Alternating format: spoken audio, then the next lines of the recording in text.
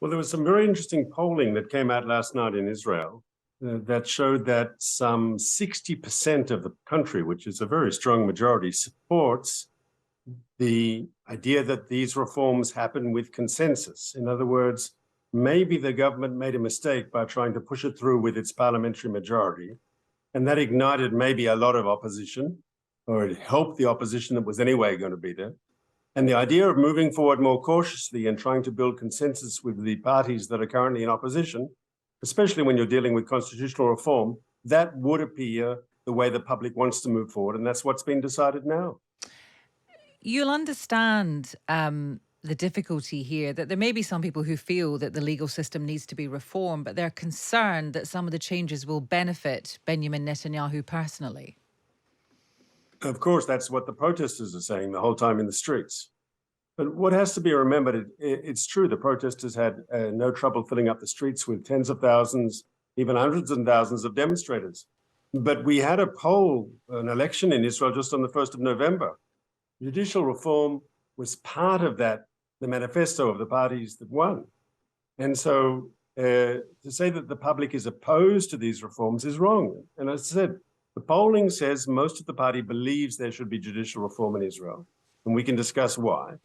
Maybe now it'll be done in a way that will be less confrontational, and maybe the goal being to build a stronger national consensus around the reforms. So Benjamin Netanyahu failed to do that. I mean, is that his mistake? But obviously, he's had to backtrack. And what he's put now is put all the reforms on hold, and pending this national dialogue, which will be happening under the auspices of Israel's president. We have not an executive president, we have a figurehead president who's the symbol of national unity. And so he'll be hosting the different parties for these, all-party talks on the idea of a sort of a consensus judicial reform. I hope it's possible. Most of the public want it to happen. I don't know. We have in Israel, of course, a very polarized political situation. It's not clear that it'll be possible to achieve the consensus, but at least there'll be a serious attempt.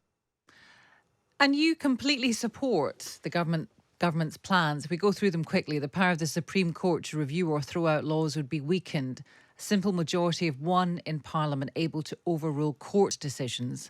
The government would have a decisive say over who becomes a judge, including in the Supreme Court, by increasing its representation on the committee which appoints them.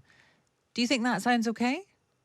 I think we could discuss each one individually, each of these proposals.